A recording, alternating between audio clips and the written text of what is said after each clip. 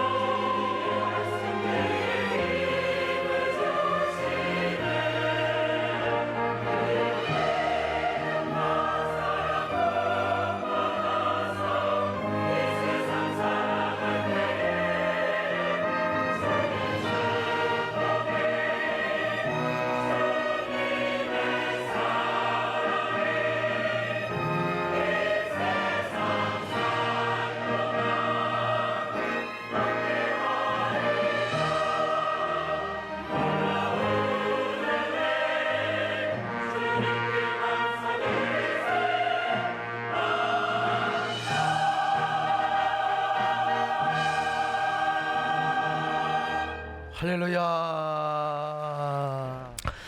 자, 오늘 어버이 주일이라는 거 여러분 잘 아시죠?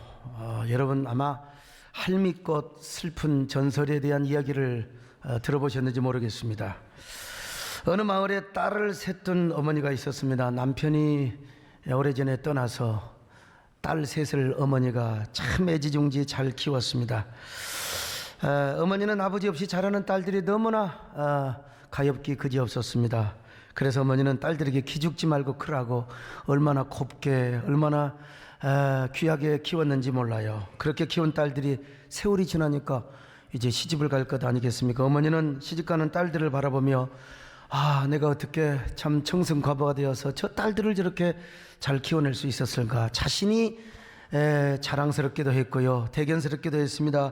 근데 그렇게 딸들이 너무나 자랑스럽고 기특했습니다. 잘 자라주는 딸들에게 고마워했죠. 하지만 왠지 섭섭하고 허전한 마음도 들었습니다. 모두 시집을 가면 나는 혼자 어떻게 살까 허전한 마음이 들었죠. 어머니는 딸들을 하나하나 시집 올 때마다 논밭을 팔았습니다. 막내딸을 시집 보낼 때는 집에서 키우던 소까지 다 팔았습니다. 그렇게 시집을 보내자 어머니는 딱 자기 살 집 한 채밖에 없었어요. 오두막집. 그러나 어머니는 허전한 마음을 뒤로하고 오로지 딸들 걱정만 합니다. 세월은 그렇게 흘러가고 또 흘러갔습니다. 어느덧 어머니의 머리는 하얀 파뿌리처럼 세어져 갔습니다. 이도 다 빠졌습니다. 몸도 가눌 길이 없습니다. 끼니도 때우기가 힘들 정도로 그의 몸은 그렇게 쇠하여 갔습니다. 생각해 보니까 서글퍼졌어요. 딸들 다 키웠는데 찾아오는 딸들은 별로 없고 눈물이 속절없이 흘렀습니다. 그래도 어머니 마음에는 오로지 딸들 뿐이었습니다. 그래서 사랑하는 맏딸, 큰딸을 찾아갔습니다. 그래도 내 딸인데 맏딸이 나를 정말 잘 맞아주지 않을까. 어머니는 지팡이를 겨우 의지하여 큰딸의 집으로 갔습니다. 아닌 게 아니라 큰딸은 어머니를 잘 맞아줬습니다. 어머니 어서 오세요. 어떻게 사셨어요? 잘 오셨어요? 자기 집에 찾아온 어머니를 위해서 큰딸은 아주 정성껏 극진하게 음식을 잘 대접했습니다. 어머니는 고마움에 가슴이 벅차 저절로 눈물이 났어요. 그래도 내 딸이지. 자식 크기 너무 잘했지. 얼마 동안 어머니는 아주 편안하고 행복하게 이 맏딸 집에서 잘 지냈습니다. 그러던 어느 날 아침상을 차려온 큰딸이 이렇게 말합니다. 어머니, 언제까지 우리 집에 계실 거예요? 이 말을 들은 어머니는 밥상 앞에서 너무나 어리둥절하였습니다. 그 어리둥절한 얼굴로 큰딸의 얼굴을 쳐다보자 큰딸이 다짜고짜 이렇게 말을 하는 것입니다. 어머니, 그만 집으로 돌아가셔야지요. 사위 눈치도 봐주셔야지요. 이 어머니가요, 그냥 손이 부들부들 떨리는 마음으로 숟가락을 내려놓았습니다. 그래, 이놈의 할망구가 눈치가 없지. 그래, 내가 오니까 사이도 귀찮게 여기고 딸도 부담스러워진 게로구나. 그래서 어머니는 당장 둘째 딸 집으로 갔습니다. 그랬더니 둘째 딸이 어머니를 너무나 반겨주는 거예요. 어머니 어떻게 지내셨어요? 끼니는 잘 챙겨 드셨고요. 어머니 어서 오세요. 둘째 딸이 얼마나 어머니를 환대하고 극진히 모신지 알 수가 없어요.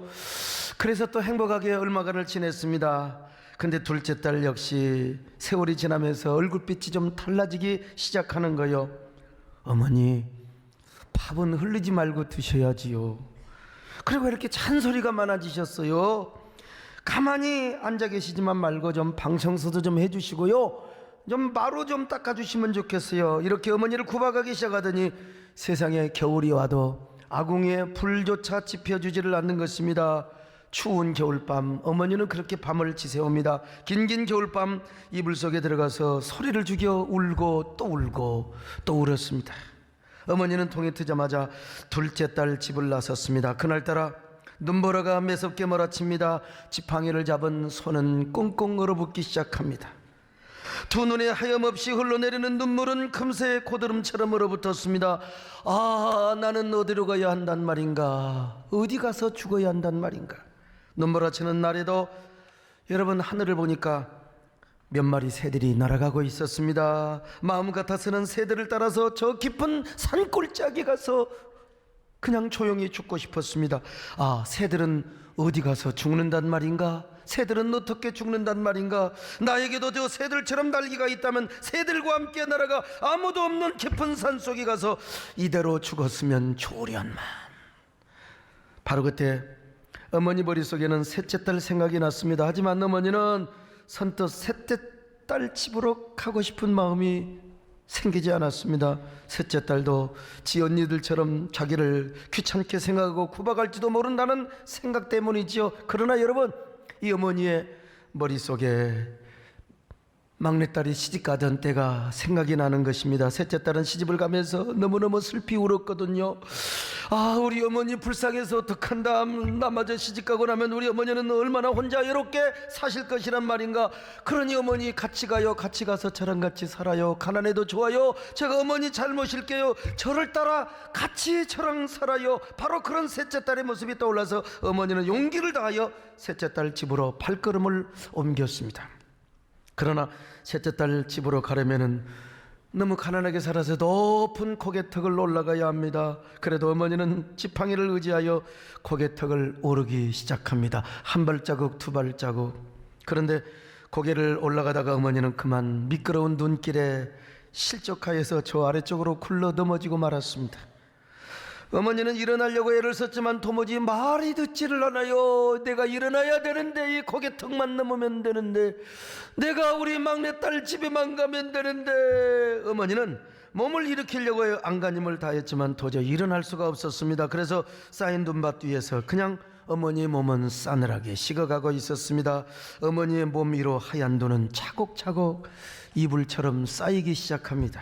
마침내 어머니 몸은 하얀 눈을 입을 삼은 채 점차 차가워져 가고 있었습니다. 그때 어디선가 어머니를 부르는 막내딸의 목소리가 메아리쳐 들려왔습니다. 어머니, 어머니, 어머니.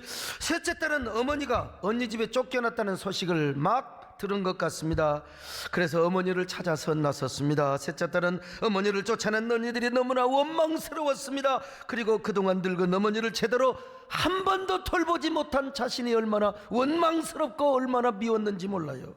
그래서 셋째는 눈보라를 헤치며 고개턱을 향하여 달려갔습니다. 그런데 저 멀리 고개턱에 누군가가 쓰러져 신음하고 있는 모습이 아련하게 보였습니다. 셋째는 마음을 조아리며 막 그쪽으로 달려갔습니다. 그런데 달려가서 보니까 아니나 다를까 어머니가 하얀 눈으로 덮여 있는 채 싸늘한 시신으로 누워 계셨습니다. 셋째 딸은 어머니의 싸늘한 죽음을 부여안고 울부짖었습니다. 하늘을 향하여 통곡하였습니다.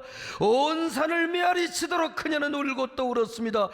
아, 어머니가 우리를 어떻게 키워서 시집까지 보내주셨는데, 우리를 얼마나 귀하게 키워주셨는데, 언니들은 어머니를 왜 이렇게 내쫓았단 말인가? 그리고 나는 어머니를 왜 한 번도 귀하게 모시지를 못했단 말인가? 그는 어머니를 외쳤습니다. 어머니, 어머니, 미안해요. 어머니, 죄송해요. 어머니, 미안해서 어때요? 어떡하게 우리는 어떡하거나 살라고 어머니가 이렇게 가셨습니까? 셋째 딸의 눈물은 소복소복 쌓인 하얀 눈들을 녹여버릴 정도로 뜨거웠습니다. 그녀의 울음소리는 잠든 겨울나무를 깨울 정도로 여러분 메아리쳤습니다. 그녀는 통곡을 하며 어머니의 무덤을 만들어 드렸습니다. 겨울이 지나고 봄이 왔습니다. 따뜻한 봄날 셋째 딸은 어머니 무덤을 찾아갔습니다. 어머니의 무덤엔 파릇파릇 새싹이 돋아나고 있었습니다. 그런데 무덤 앞에 처음 보는 생전 처음으로 봤던 꽃 한 송이가 피어오르지 않았습니까?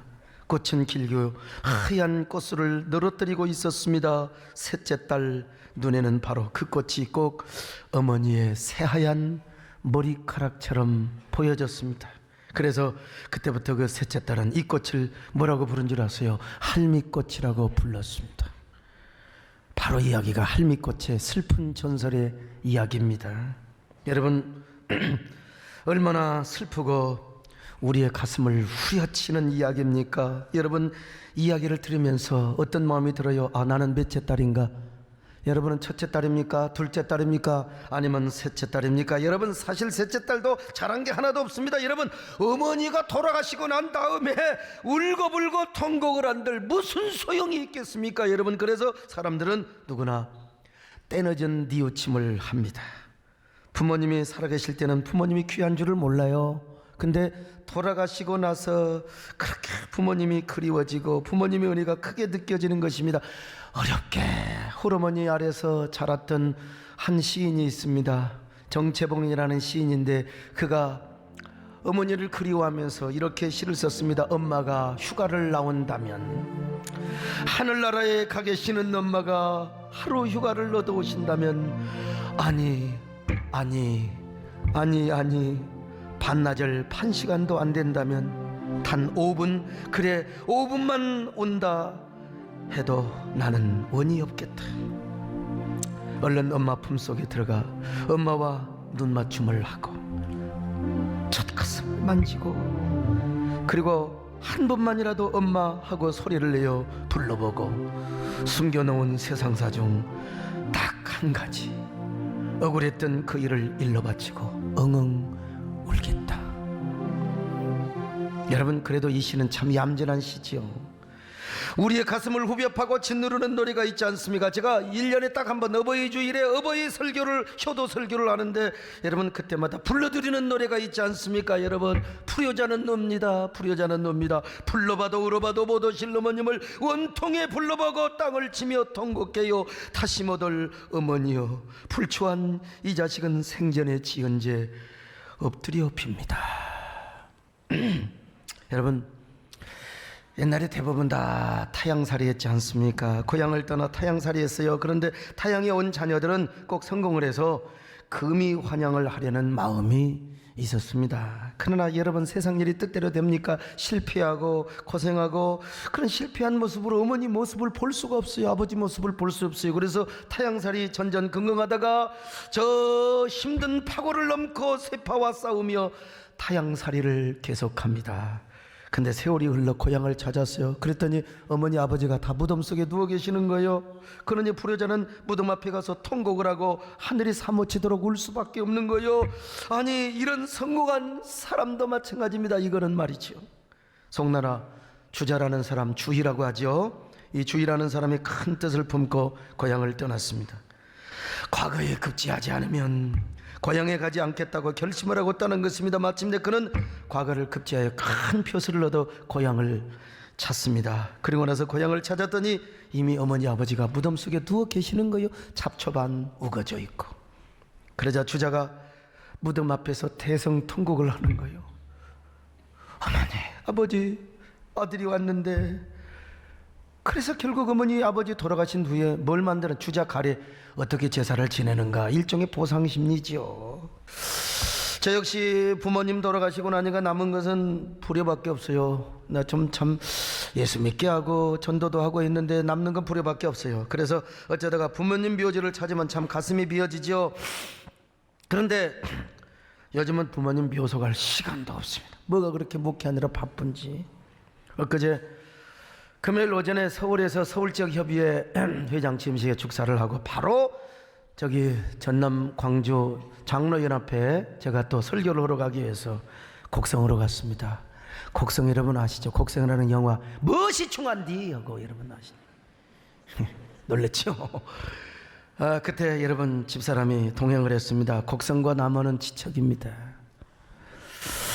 근데 제가 그 집회 끝나고 제가 어머니 아버지 묘소를 들렸다 오면 철야기도에 또 늦어요. 그래서 제가 집회를 하는 동안에 집사람은 저를 대신해서 부모님 묘지에 가서 꽃다발을 헌화를 하였습니다. 제가 설교 후에 들렸다 오면 철야기도 힘들거든요. 이런 걸 생각하니까 참 어찌 보면 속절롭기도 하고 내가 너무 참 처량하게 느껴지기도 합니다. 그래서 어이구, 그날따라 우리 집사람이 얼마나 고맙고, 그리고 부모님 묘지에 가서 풀을 뜯어주는 그 영상을 제가 차에서 보고 막 제가 어쩔 수 없이 울어버렸어요. 철야기도 때문에 바로 교회로 와야 하는 아쉬움과 집사람에 대한 고마움 때문에. 그래서 돌아오는 길에 여러분 제가 뭐 어쩔 겁니까? 노래를 불렀어요. 풀효자는 놉니다. 불러봐도 울어봐도 못 오실 어머님. 아 참.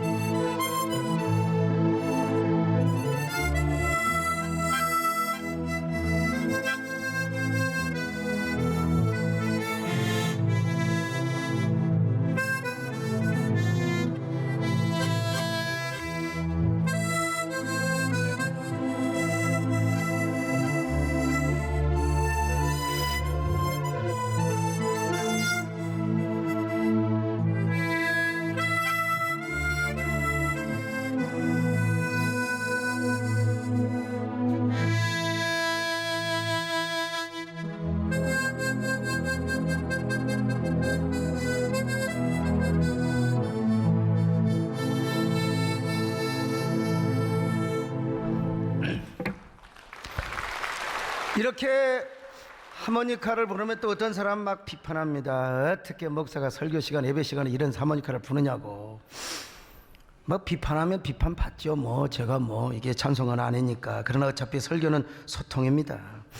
아무리 좋은 설교가, 아무리 좋은 얘기해도요, 굽벅굽벅 졸고 이거 하품이나고 텃생각하고 시계나 보고, 저는 그렇게 설교하는 것보다 이렇게 소통을 하는 게 좋다고 생각하거든요.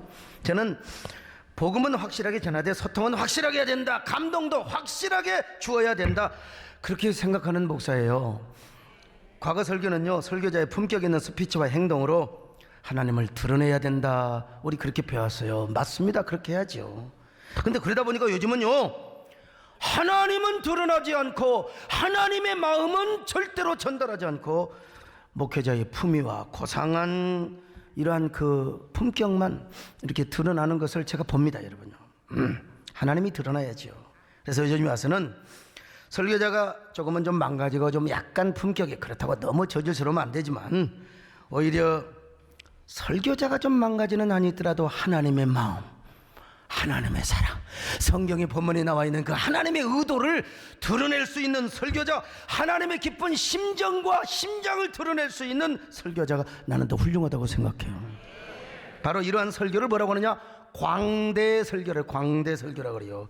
그리고 이러한 설교는 남아공의 스텔렌보시 대학교의 요한 실리 교수의 주장이기도 하고요, 우리 교회 나오시는 총신대 교수 김덕현 교수님의 주장이기도 합니다. 그래서 저는 미리서 광대 설교를 해왔던 사람이에요.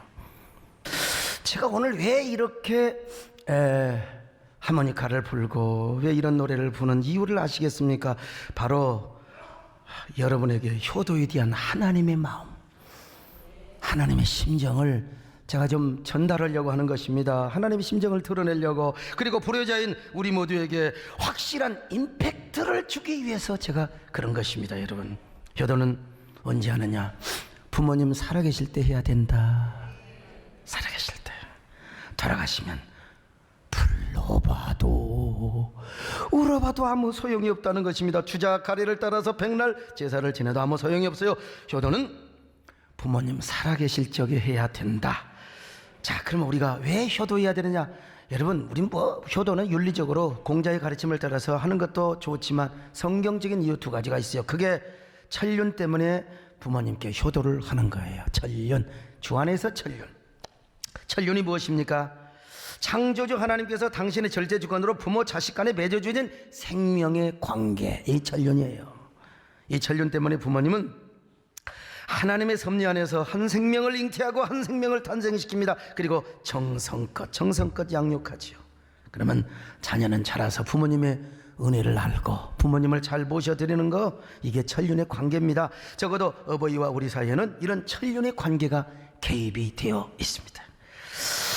여러분, 하나님 말고 예수 그리스도 안에서 부모님만큼 우리에게 큰 사랑을 베풀고 큰 은혜를 베푼 존재가 어디가 있겠습니까? 특별히 어머니 은혜를 생각해 보세요. 무엇보다도 하나님의 사랑은 한 생명으로 이어지고 한 핏줄로. 그래서 어머니는 우리를 낳은 이후에 수천 번의 젖을 물려줬고 기저귀를 갈아줬어요. 근데 한 번도 불평을 한 적이 없습니다. 그리고 모든 것을 무조건 다 주십니다. 조건 없이 모든 사랑, 모든 희생을 다 주세요. 이 세상에서 하나님 다음으로 나에게 은혜를 베푼 분이 바로 부모님입니다. 특별히 우리 어머니. 하나님의 사랑이 어머니를 통해서 부음받았어요. 우리는 어머니의 사랑, 아버지의 사랑을 통해서 하나님의 사랑을 알게 되는 거예요. 그래서 해마다 이야기를 하고 부릅니다마는 그 유명한 국악자 양주동 씨는요, 어머니 은혜를 이렇게 노래했지 않습니까? 나실제 괴로움 다 잊으시고 밤낮으로 기르실제 애쓰는 마음, 진자리 마른 자리 갈아넣으시며 손발이 타닳도록 고생하셨네.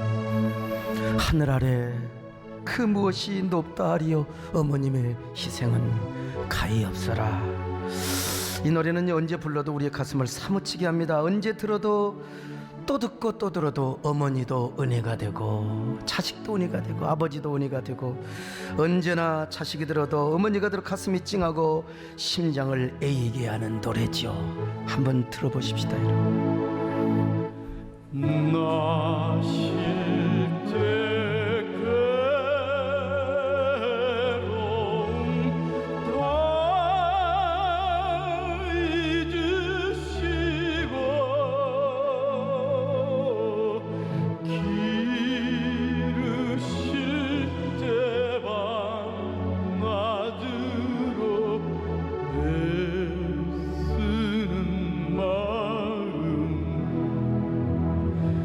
진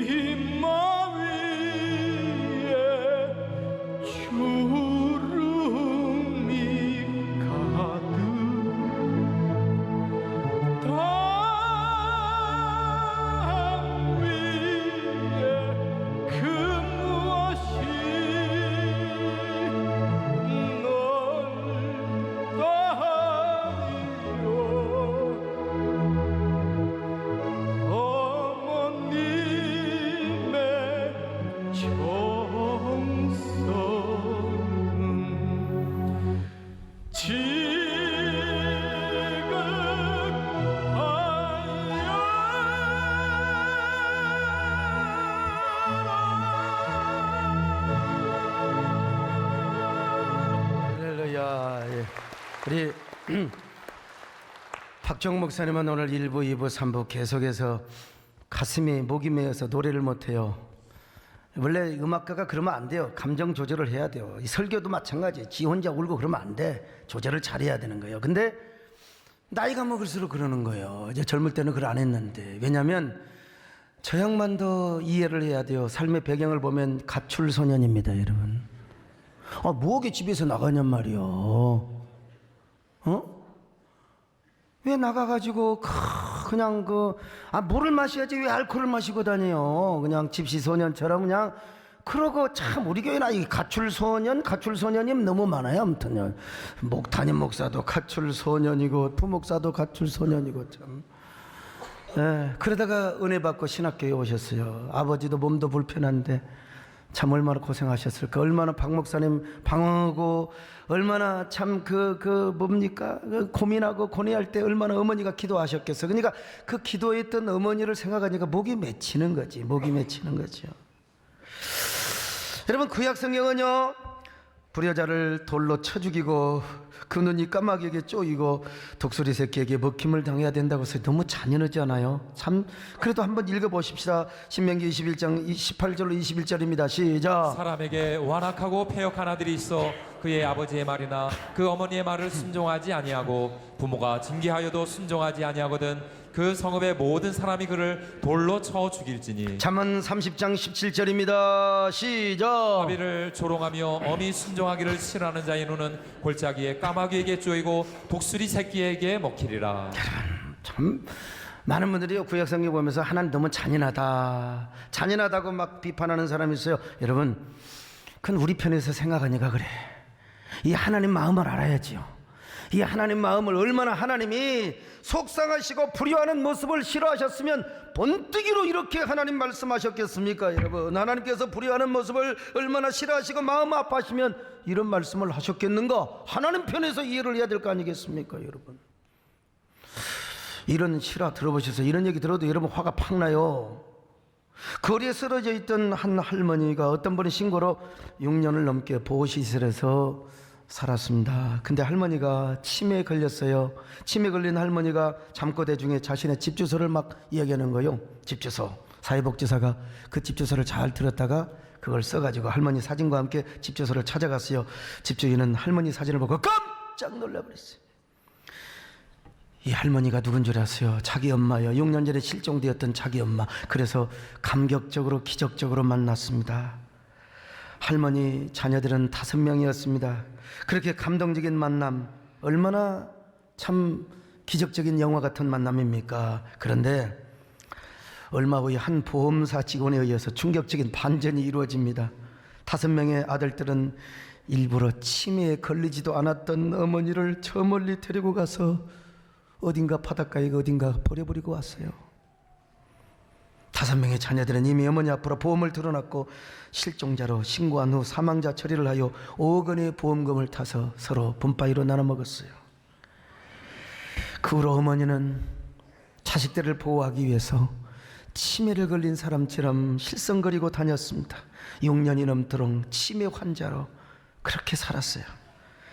그래서 5 자녀들은 보험 사기꾼으로 경찰에 조사를 받아야 했습니다. 그때 할머니는 경찰에게 가서 뭐라고 증언을 한 줄 아십니까? 자녀 편을 들어줘요. 여보시오들 경찰 아저씨, 우리 아들들은 잘못이 없어요. 내가 치매가 걸려서 집을 잃었던 것이지, 길을 잃었던 것이지. 여러분 세상에 이런 부모가 어디가 있습니까? 그리고 이런 쳐 죽일 놈들이 어디가 있습니까? 이런 놈들. 이런 얘기 들으면요, 그런데 이런 마음이 우리 안에도 가끔씩 들어오는 걸 어떡해요? 우리 하나님께서 이런 사람들을 보면 얼마나 분노가 치밀어 오르고 얼마나 화가 나면 그러시겠습니까, 여러분? 그래서 그런 놈들은 돌로 쳐 죽이라고 했잖아요. 돌로 쳐 죽여 시체를 광야에 던질 거 아니요. 그러면 누가 와서 눈가를 파먹어? 까마귀 새끼 독수리가 와서 파먹죠. 지금 이 조는 사람은 혹시라도 독수리 와서 눈가를 파먹는 거 딱 생각해보세요. 팍 떠버리지. 두 번째, 하나님의 명령과 약속이기 때문에 효도를 하는 거예요. 하나님 명령, 무슨 천륜의 은혜를 알건 모르건, 이건 두 번째요. 부모님의 은혜가 깊건 안 깊건, 이건 두 번째요. 여러분, 부모님 은혜가 그렇게 감사하지 않더라도 이건 하나님의 명령이고, 아이고 나는 우리 어머니가 나를 얼마나 구박하고 우리 아버지가 나를 얼마나 그냥 세상에 폭행하고 얼마나 때리고, 그래도 이건 하나님 명령이고 약속이라 어쩔 수가 없어. 예.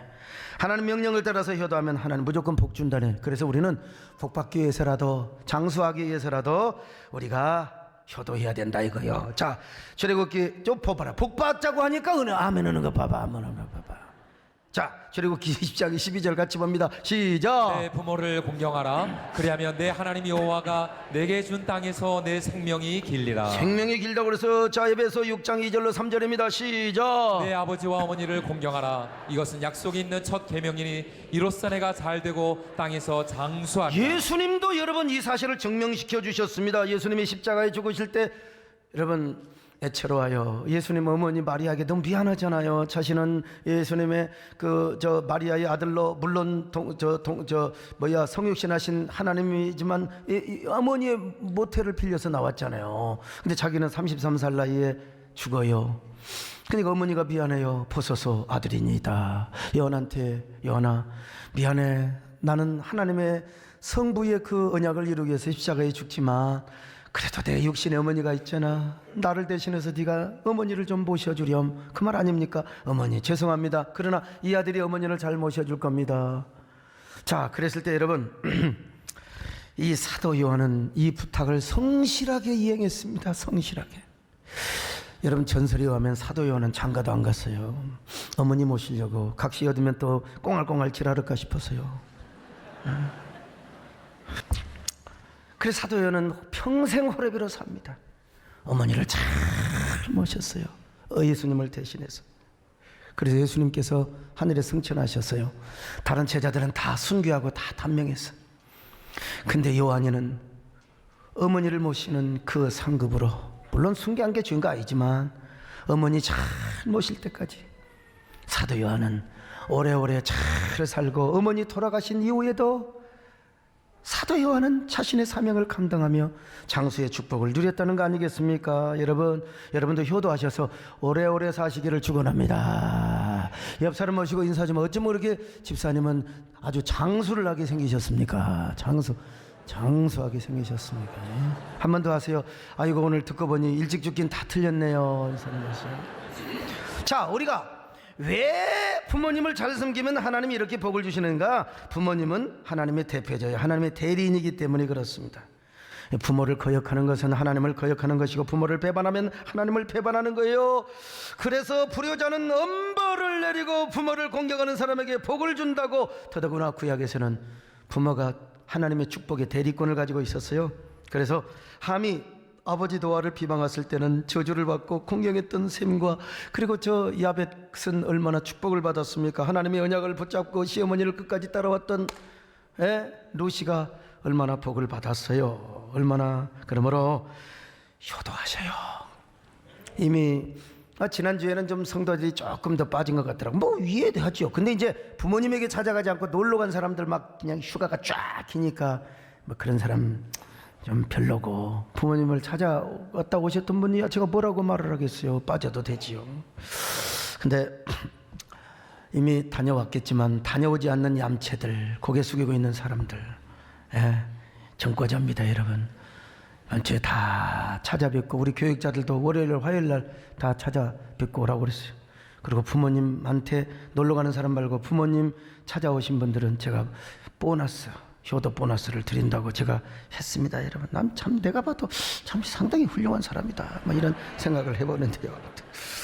근데요, 이미 찾아가셨던 분들도 전화해가지고 한번 노래를 불러봐요. 예수 믿지 않는 부모님에게 노래를 한번 불러봐요. 불러봐. 이거 진짜 남진 장로님 오늘 좀 부르라고 그랬더니 세상에 제주도 공연, 내가 제주도를 그렇게 좋아하는데 오늘은 좀 제주도 싫어. 참. 이 노래를 한번 전화로 불러보세요. 어머님 오늘 하루를 어떻게 지내셨어요? 백날을 하루같이 이 못난 자식 위에 손발이 금이 가고 찬주름이 굵어지신 어머니. 엄마는 떠나 있어도 어머님을 잊으리까. 오래오래 사세요. 편히 한번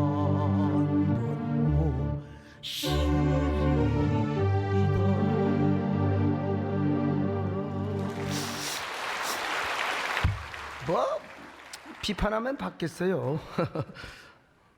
근데 이런 노래를 듣고 예수 안 믿을 어머니 안 계시지. 나같이 교회 다닌다고 집에서 쫓아내고 이놈의 자식 내 자식도 아니라고 그렇게 그냥 발로 차서 보냈던 우리 아버지 어머니 자식 이길 사람 하나도 없어. 다 예수 믿고 다 이렇게 우리 형제간 다 예수 믿고 살지 않습니까? 자, 오늘 이 말씀 앞에 하나님 저는 누구입니까? 저는 어떤 사람입니까? 하나님 명령에 얼마나 순종하고 얼마나 내가 효도하는 사람입니까? 여러분 천년을 생각하시고 하나님의 약속과 명령을 따르시기를 주의 이름으로 축원합니다. 그러면 우리가 어떻게 효도해야 되느냐? 첫째로 주 안에서 효도해야지. 자, 에베소 6장 1절입니다. 시작. 자녀들아 주 안에서 너희 부모에게 순종하라. 이것이 옳으니라. 효도하라 한다고 이제 아이고 잘됐다 이제 주일날 이제 그냥 교회 그만 나오고 이제 어머니 아버지 모시고 오래 얼마나 사신다고 이제 동해 안으로 가자. 동해바다로. 이거는 아닙니다, 여러분. 주 안에서 주일날은 어머니 아버지 교회로 모시고 교회 가시게 하고 전도하기 위해서는 시골에 가도 돼요. 저도 한 주 빠졌어요. 어머니 아버지 등록 오신다고 내가 부목사님에게 설교 맡기고 내가 여러분 고향에 가서 어머니 아버지 함께 예배드리고 왔습니다. 아버지 등록하시는 날 참 왜 이렇게 눈물이 나는지 도대체가 참을 수가 없더라고. 뭐 그런 건 괜찮아. 그런데 막 맨날 놀러 다니고 여러분 안 됩니다. 이거 절대로. 두 번째, 주 안에서 부모님을 기쁘시게 해드려야 돼요. 잠언 23장 25절 시작. 내 부모를 즐겁게 하며 너를 낳은 어미를 기쁘게 하라. 자, 잠언 10장 1절입니다. 시작. 솔로몬의 잠언이라. 지혜로운 아들은 아비를 기쁘게 하거니와 미련한 아들은 어미의 근심이라. 자, 잠언 15장 20절 시작. 지혜로운 아들은 아비를 즐겁게 하여도 미련한 자는 어미를 업신여기느니라. 그러니까 부모님을 존귀히 여길 뿐만 아니라 부모님을 기쁘게 해드리는 거예요. 근심 끼치지 말아요. 그냥 근심거리 특별히 기도할 거리야 기도 제목은 주지만 부모님 걱정 스트레스 받지 않게 해주세요. 예? 제발 여러분 어머니 아버지 근심시켜드리지 마시고 기쁘게 해드리세요. 기쁘게. 할렐루야. 기쁘게. 세 번째, 부모님을 존귀히 여겨요. 존귀. 자, 잠언 23장 22절 같이 봅니다. 시작. 너를 낳은 아비에게 청종하고 내 늙은 어미를 경히 여기지 말지니라. 여러분 이 연세가 되시면 확실히 어머니 아버지가 총기가 떨어지고 한 말 또 하고 한 말 또 하고 그래요. 그래도 무시하면 안 돼. 백날 이런 설교해도요 부모님이 돌아가시면 아무 소용없지 뭐. 목사님 나 이런 소리 듣기 싫어요. 우리 어머니 아버지 돌아가셨는데 그럼 어떻게 해야 되느냐? 저같이 부모님이 계세요. 저같이 부모님이 계시고 그러니까 장모님 잘 섬기는 건 제가 대한민국의 모델 아닙니까 여러분? 저 모델료 받아야 돼 사실은. 저같이 부모님도 안 계시면 형제간이 있어요. 그래서 형님 동생 형제간에 우애하셔야지요. 전도하고요. 그런데 네 번째로 또 하나의 부모가 있어요. 그 부모가 뭔지 알아서 영적인 부모입니다. 영적인 부모. 마르틴 루터는요 그의 대의문답에서 부모를 몇 가지로 이제 얘기한 첫째는 육신을 낳아주신 부모님이고 둘째는 뭐냐 영적인 부모님이요. 그게 누구냐? 그래서 지금도 천주교에서는 Father라고 해요. 이번 주간에 저한테 목사님 하지 마시고 Father 하셔서 괜찮아요. 밀가루 파우더를 말하는 게 아닙니다. 아버지를 말하는 거예요. 여러분의 육신의 부모님도 잘 섬기지만 여러분 주의 종을 속썩이지 마시고 스트레스 받게 하지 마시고 밤늦게 지나치게 신경 쓰는 문자 보내지 마시고 문자 보내도 돼. 12시 넘어서 목사님 저 내일 헌신합니다. 괜찮아요. 아이 우리 저 박승희 목사님 진짜 야비한 사람이에요. 아 정말 인격이 야비해요. 이번에 목장 기도회 또 국가조창 기도회 때도 제가 좀 좋은 날 기가 막혀 대통령을 한 방에 까무러치게 할 수 있는 유머 이 양반들이 전부 다요 야비해가지고 지그들만 설교할 때 아주 기가 막힌 유머 쓰고 저한테는 저질 유머.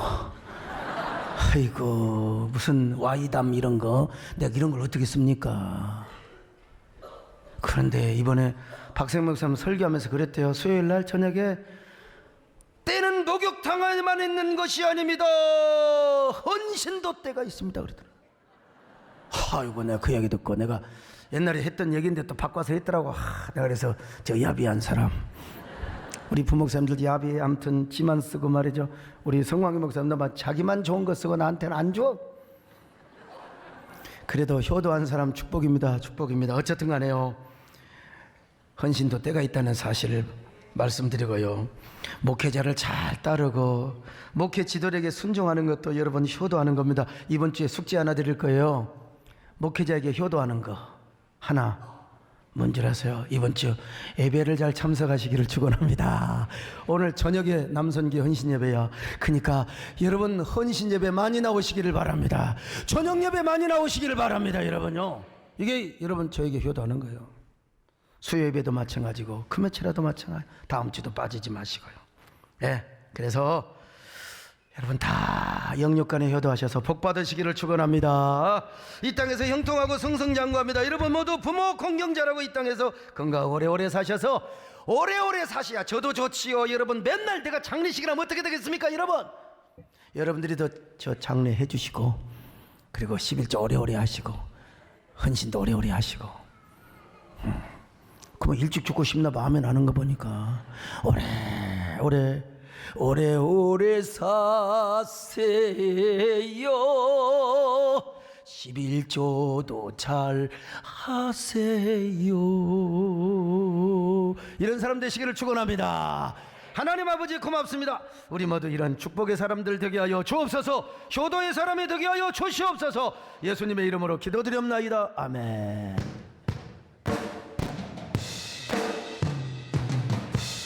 이 시간에 함께 외쳤으면 좋겠습니다. 너는 크게 자유를 외쳐라. 이 땅에 주의 나팔 불어. 그 거룩한 나라의 소식이 만 백성에게 알려라. 할렐루야.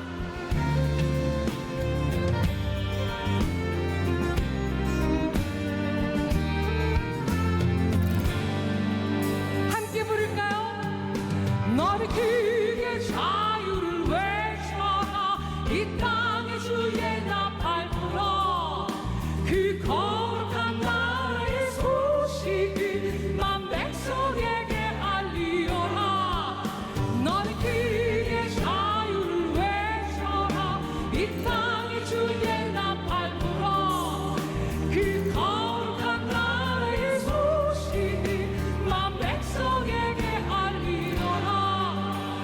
내게 약속된 땅으로 돌아가 내 가진 자유를 누리고 내 법도를 지켜 행하며 안식을 취하리라. 너는 크게 자유를 외쳐라. 이 땅이 주의 나팔 불어. 그 거룩한 나라의 소식을 만 백성에게 알리어라. 너희 포로된 형제를 놓아라. 갇힌 자 마음 상한 자 그 흘린 눈물을 내가 닦으며 해방을 선포하라. 너는 크게 자유를 외쳐라. 이 땅이 주의 나라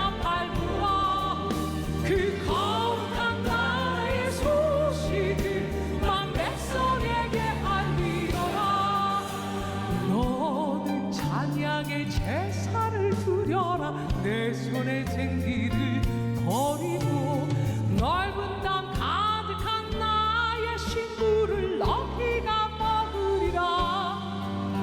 나는 너희의 하나님이라.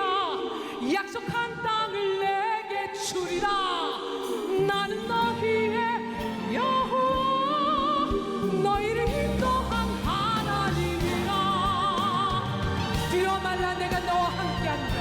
놀라지 말라 나는 내 하나님이 되니라. 내가 너를 굳세게 한다. 참으로 너를 도와주리라. 참으로 나의 위로 너를 손으로 너를 붙들겠다고 하신 하나님의 나팔이 되길 소원하며 함께 우리 외칠까요? 너는 크게 자유를 외쳐라. 이 땅에 주의 나팔 불어. 그 거룩한 나라의 소식을 만 백성에게 알리. 너는 크게 자유를 외쳐라. 이 땅에 주의 나팔 불어. 그 거룩한 나라의 소식을 만 백성에게 알리. 너는 크게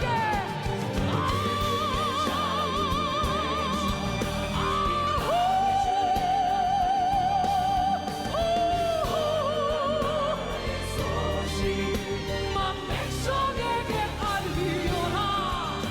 너는 크게 자유를 외쳐라.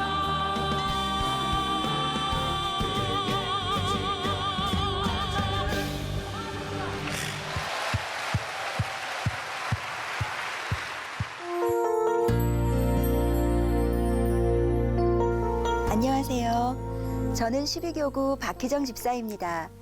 저는 부모님께서 교회를 아름답게 섬기는 모습을 보며 자랐습니다.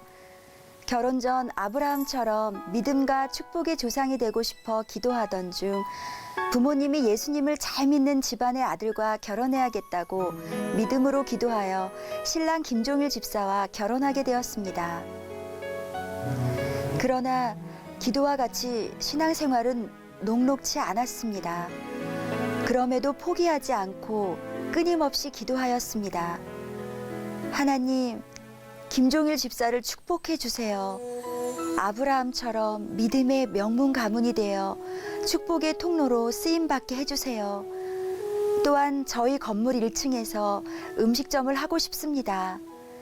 그렇게 기도하던 중 드디어 하나님께서 동백의 장소를 허락해 주셨습니다. 그러나 준공 허가가 나지 않아 마음을 졸이며 기도하는데 그곳에 가서 기도해야 한다는 감동이 와서 신랑에게 상의하고 아이들과 저는 동백의 원룸을 얻어 이사했습니다. 기도할 교회조차 없었지만 하나님께서는 신혼 때부터 함께 신앙생활해온 집사님을 미리 세해된 교회에 심겨주셨고 저는 그 집사님의 인도로 세해된 교회에 등록하게 되었습니다. 새가족 신방과 양육을 통하여 세해된의 시냇가에 심겨지게 되었고 로드십과 신정주의, 생명나무 신앙으로 새롭게 태어나게 되었습니다. 무엇보다 매 예배마다 폭포수처럼 쏟아지는 말씀의 은혜를 받으며 하나님께서 담임 목사님을 이 시대에 쓰시고자 보증하시는 영의 종임을 알게 되었고 세해된 교회에 충성하고 헌신하는 자들에게 세계 민족 위에 뛰어난 축복을 주시고 그 자녀를 통일한국 시대를 이끌어갈 민족의 지도자로 사용하신다는 하나님의 약속을 듣게 되었습니다. 세해된 교회가 처음 시작할 때부터 그 약속의 반열에 함께하지 못한 아쉬움도 컸지만 저도 같은 꿈을 꾸게 되었습니다. 하나님을 목숨처럼 사랑하시는 담임 목사님의 말씀을 아멘과 순종으로 따르며 모든 공예배와 성경 읽기, 찬양과 전도를 하며 기도하였더니 하나님께서 저희의 모든 어려움을 해결해 주셨습니다. 그래서 담임 목사님의 축복 기도를 받으며 감사함으로 중공과 몽돌 샤브샤브 칼국수 개업 예배를 드렸습니다. 그러나 일주일이 지나니 기쁨이 없어졌습니다. 어찌된 일인지 두려움이 엄습하였습니다. 그래서 새벽에 하나님께 무조건 엎드렸습니다. 아버지, 저 죽은 것 같아요. 저와 저희 가정을 불쌍히 여기시고 살려주세요. 울며 부르짖으며 기도하였지만 어둡고 캄캄한 밤 같은 하나님의 음성조차 들리지 않는 2년 반, 3년의 시간이 흐르던 어느 날 제게 이런 감동을 주셨습니다. 희정아, 살고 싶으냐? 네, 살고 싶어요. 그래, 그럼 그 입을 다물어라. 새해된 교회에 심겨졌으니 새롭게 어린아이처럼 담임 목사님 말씀에 순종해라. 믿음이 한 단계 한 단계 자라가라. 저는 두렵고 떨리는 마음으로 부족하지만 무조건 아멘하였습니다. 그러면서 사업 업종을 자원으로 바꾸었지만 하나님은 설비 인테리어 업종으로 새로운 사업의 문을 열어주셨습니다. 그러나 연약한 저는 신랑에게 제가 받은 감동을 말할 수 없었습니다.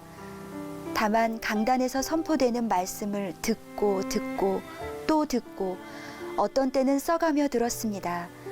어떻게 하면 하나님을 기쁘시게 할까 하며 아멘과 순종으로 생명나무 붙잡고 헌신할 뿐이었습니다.